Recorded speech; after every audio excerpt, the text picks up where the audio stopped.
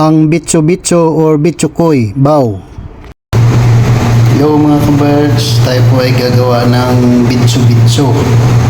Ito na po yung ating giniling na malagkit mga kabards. Binabad ko to kanina para madaling maluto kapag pinirito. Kaya simulan na natin mga kabards. Natin siya i-fry mga kabards. Lagyan natin ng mantika to mga kabards.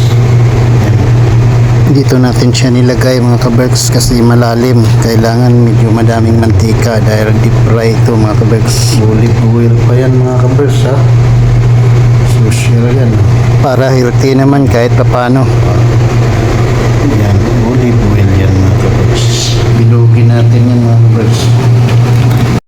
Yan mga kaberks. Nakalagay na tayo ng 2 piraso. Testing natin yan. Yan na yung ating pinirito mga kaberks. Bitso-bitso. Hindi ko alam kung anong tawag yan sa inyo. Sa ibang term tawag yan bitsukoy. Tayin lang natin na luto yan. Tingnan natin kung yun ay nagpa-brown na. Ayan. Yung una kong luto mga kaberks nasunog. Yung asukal na nilagay ko nasunog din. Medyo natagalan kasi hindi ko makapit kaya tutong. Ay gagawin ko dito, luto ko lang tsaka ipagulong sa mantika sa asukal. Ingat lang po kayo mga kaberks kapag nagprito kasi pumuputok. Nakakatakot yung tapang ng mantika. Yan, pumuputok.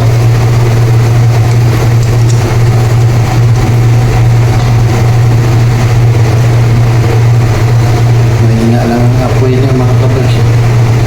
Natin yan maluto. Brown yung mga kaberks. Ito yan. Kaya pa gulong sa mantika ay sa asukal. Dito natin siya ipagulong mamaya kapag naluto na para siguradong hindi masusunog. Hirap kumapit asukal kapag may mantika. Ito na yung ating finished product mga kaberks. Yan. Ito siya mga kaberks. Yan. Ang lalaki. Wow. Favorites ko talaga ito mga kaberks. Medyo. Pwede nyo gawin negosyo ito mga kaberks kapag na-perfect nyo ang paggawa. Marami yung finished product mga kaberks. Meron pang hindi natapos. Sa kawali pa. Yan na mga kaberks.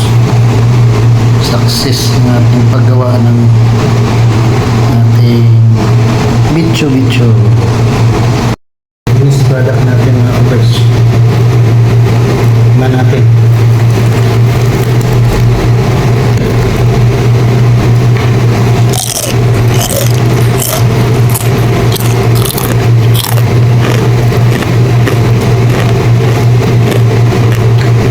Success mga kaberks.